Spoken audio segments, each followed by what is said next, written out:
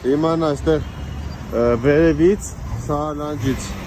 3 երթևեկելի գոտի է գալի, ստե դառնում է մեկ։ Այս բուլավեքը որ դրած է պլաստմասները մի գոտի է դառնում։ Հիմա այս գազոնը որ կա, ճանապարհային ոստիկանությունից էլ տրանսպորտի վարչությունից ասում են, եթե այս գազոնը դուրս գա, դառնա երթևեկելի գոտի միջև այն հատվածը։ Երկու գծով դուրս կգան, այս պրոբկեն կվերանա։ Խնդրում եմ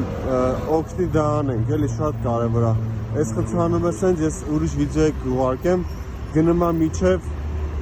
1 կիլոմետրից ավել խցանում է։ Ուրեմն նայեք ինչ է կատարվում։ Այս ամբողջ պրոբկեն, տեսես միջև արագաչափ պրոբկա է, գիտեք։ Սենց գալիս են երկու գծով, ու ընդ դառնում է մի գիծ։ Ու այդ մի գիծը չի կարող դուրս գալ։ Նայեք ինչ դանդաղ են դեից խոսքը ելքը։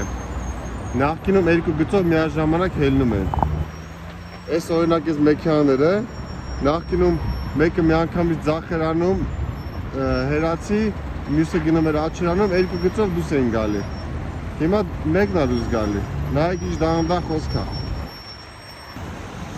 Մի քանի տարի տղեկը ուսումնասիրել են, չափումներ են արել, հիմա այստեղ են, ասում են մեզ չեն լսում, այդ խնդիրը չենք կարող կարգավորել քանի տարի է։